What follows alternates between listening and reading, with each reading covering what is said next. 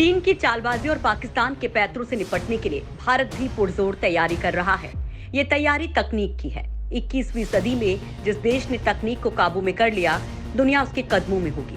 इसी कड़ी में भारत ने भी 1500 करोड़ रुपए के भारी भरकम निवेश के जरिए तमिलनाडु में एक बेहद पोशीदा प्रोजेक्ट शुरू किया है। तमिलनाडु में नीलगिरी की पहाड़ियों को नीचे से खोदकर करीब 2 किलोमीटर लंबी एक सुरंग बनाई जा रही है, जिसमें ये खास एक्सपेरिमेंट किया जाएगा।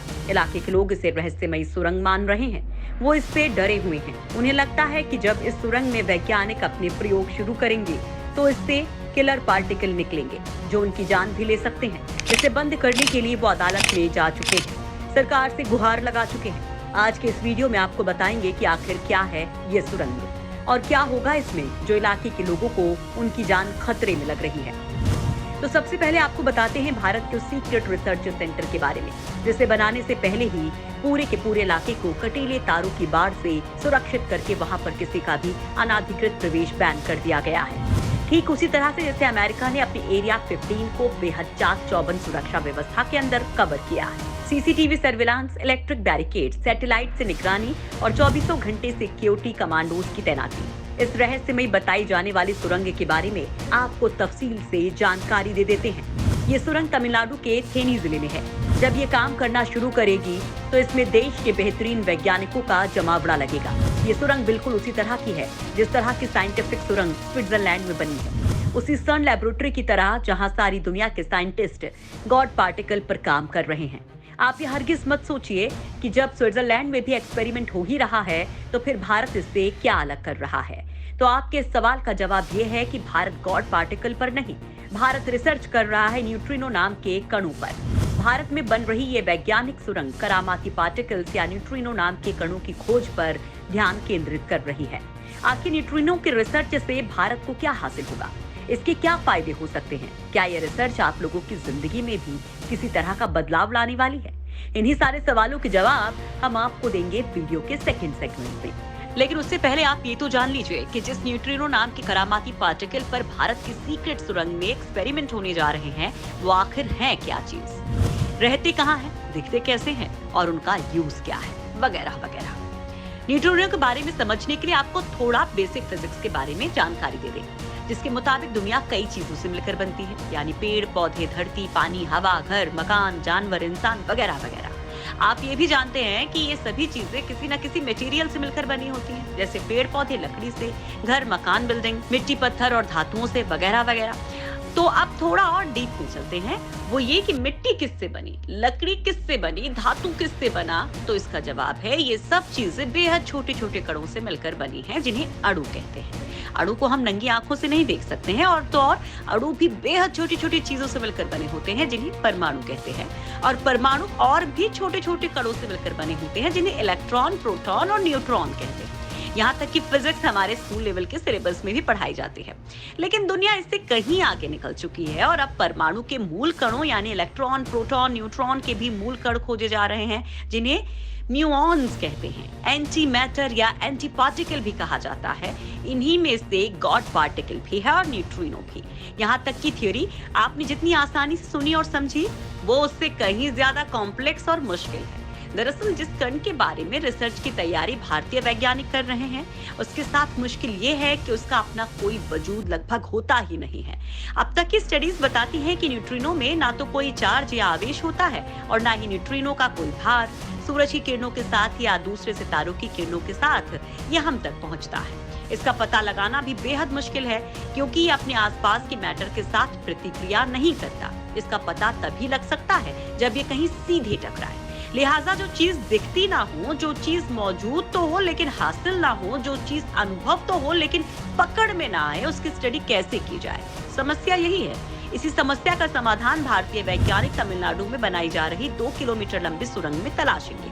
आप ये जान लीजिए कि जब इस सुरंग में काम शुरू हो जाएगा तो ये दुनिया में अपनी तरह की एकदम खास साइंटिफिक लैब होगी। इसमें दुनिया का सबसे बड़ा चुंबक लगाया जा रहा है और इस चुंबक का वजन 50 टन है, जो सन लैबोरेटरी में लगे 12.5 टन के चुंबक के वजन का 4 गुना है। उम्मीद की जा रही है कि इस चुंबक की सहायता से न्यूट्रिनो नाम के इन कणों को एक खास रेखा में फोकस किया जा सकेगा, ताकि दो विपरीत दिशाओं से ऐसा करके न्यूट्रिनो कैरी करने वाली तरंगों में आमने सामने की भिड़ंत करवाई जा सके। ऐसा होने पर इन तरंगों के साथ चलने वाले न्यूट्रिनो भी संभवतः आपस में आमने सामने टकराएंगे। ऐसा होने पर ये डिटेक्ट किए जा सकेंगे, जिसकी स्टडी वैज्ञानिक करने का प्लान बना रहे हैं। आप सोच रहे होंगे कि आखिरकार वैज्ञानिकों के पास इस बिना सिर पैर के एक्सपेरिमेंट्स के अलावा कोई काम नहीं होता क्या? न्यूट्रिनो की टक्कर करा लेने से आखिर हासिल क्या होगा, दुनिया में क्या बदलाव आ जाएगा, वगैरह वगैरह। तो आपके इन्हीं सवालों में जवाब भी छिपा हुआ है। इससे पहले एक छोटा सा सवाल, अगर आपको एक समोसा खाने को दिया जाए और पूछा जाए कि समोसा किन चीजों से मिलकर बना है, तो आप समोसे को खाकर ये तो बता ही देंगे कि कैसे मैदे, आलू, मटर, हल्दी, मिर्च, नमक, गरम मसाले, खड़े धनिए, हरे धनिए, सौंफ और दूसरे इंग्रेडिएंट से बनाकर तेल में फ्राई करके बना दिया गया। ये सारे इंग्रेडिएंट समोसे के मूल तत्व हैं जिनसे मिलकर समोसा बना है। तो अगर आप इन सभी इंग्रेडिएंट्स को लेकर समोसा बनाने की कोशिश करें तो पहली बार में ना सही लेकिन 8 से 10 बार में परफेक्ट समोसा तो बना ही लेंगे। समोसे का यही उदाहरण ब्रह्मांड के निर्माण की कुंजी है। यानी अगर हम समोसे के इंग्रेडिएंट्स पता करके समोसा बना सकते हैं तो ब्रह्मांड बनाने वाले इंग्रेडिएंट्स या इंसान को बनाने वाले इंग्रेडिएंट्स का पता लगाकर हम खुद का ब्रह्मांड भी बना सकते हैं और इंसान भी। हालिया खोज में भी वैज्ञानिक यही कर रहे हैं। वो पदार्थ के मूल कणों की तलाश में हैं। अगर वैज्ञानिक इन पर काबू पा सके तो वो इनसे पदार्थ भी बना लेंगे। इन एक्सपेरिमेंट्स के पीछे यही सिंपल सा लॉजिक और मकसद होता है। अब लौटते हैं तमिलनाडु वाली इस लेबोरेटरी की ओर जिसमें भारत न्यूट्रिनो पर रिसर्च कर रहा है।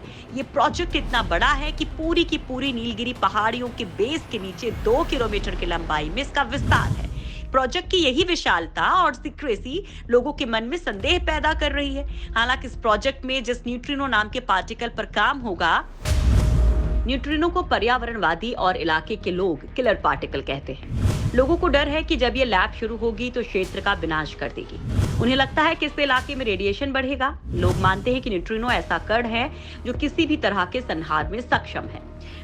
लोगों का ये डर गुजरे वक्त में हुए परमाणु तत्वों की खोज और परमाणु बमों के आविष्कार की थियोरी पर आधारित है। परमाणु बमों की विनाशक क्षमता को पूरी दुनिया ने अमेरिका द्वारा जापान के हिरोशिमा और नागासाकी शहरों पर किए गए एटॉमिक अटैक के तौर पर भी देख चुके हैं। वहां पर बम गिरने के बाद सैकड़ों किलोमीटर में प्रत्यक्ष रूप से विनाश तो हुआ ही था। आज आधे दशक के बाद भी रेडियो एक्टिविटी के असर के कारण न स्वस्थ बच्चे पैदा होते हैं और न वनस्पतियां, जबकि न्यूट्रिनो के बारे में फिलहाल वैज्ञानिक ऐसा कुछ भी होने की संभावना को सिरे से खारिज करते हैं। अलबत्ता इन्हें बेहद आश्चर्यजनक खूबियों वाला बताते हैं। माना जाता है कि ये ब्रह्मांड से धरती पर पहुंचने वाले सबसे गतिशील और ऊर्जावान अणु हैं। वे ब्रह्मांड में हर जगह विचरण करते रहते हैं। उन्हें देखना और पकड़ना नामुमकिन है। ये तभी नजर आते हैं जब नाभिकीय प्रतिक्रियाएं। आप ये तथ्य जानकर तो हैरान ही रह जाएंगे कि जिस वक्त आप ये वीडियो देख रहे हैं उसी वक्त आपके शरीर पर अरबों खरबों की तादाद में न्यूट्रिनो टकरा रहे हैं और आपको पता भी नहीं चल रहा है। जी हाँ, बिल्कुल सच है। वैज्ञानिकों की माने तो न्यूट्रिनो सूर्य, अन्य तारों और ब्रह्मांड की सक्रिय सौर गंगाओं से धरती पर पहुंचते रहते हैं। अनुमान है कि हर सेकंड हमारी त्वचा के हर सेंटीमीटर पर सूर्य से आए 65 अरब न्यूट्रिनो टकराते हैं। ब्रह्मांड में फोटॉन के बाद न्यूट्रिनो ही सबसे ज्यादा पाए जाते हैं। न्यूट्रिनो उन मूल कणों में से एक हैं जिनके द्वारा पदार्थों और ब्रह्मांड की रचना हुई है।